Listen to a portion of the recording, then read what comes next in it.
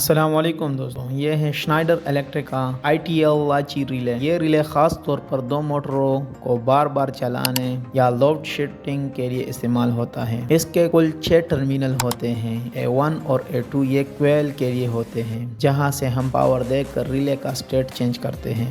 1, 2, 3 और 4 ये switching contacts है। 1 नंबर कॉमन है, 2 number normally open, 3 number normally closed और 4 नंबर ऑक्सिलरी आउटपुट है। कुछ मॉडल में 2 अलग सर्किट को कंट्रोल करने के लिए ये होता है। ये रिले हम उन जगहों पर इस्तेमाल करते हैं जहां 2 पंप या 2 मोटर को बार बार खुदकार तरीके से चलाना हो। स्टेयरकेस लाइट्स, ऑटोमेशन फाइनल्स या ऐसी जगह जहां टॉगल स्विचिंग दरकार हो। ये ITL रिले 250 वोल्ट 16 एम्पेयर तक लोड को संभाल सकता है और सादा ऑटोमेशन के लिए ये बेहतरीन, महफूज और प्रोफेशनल हल है। शुक्रिया।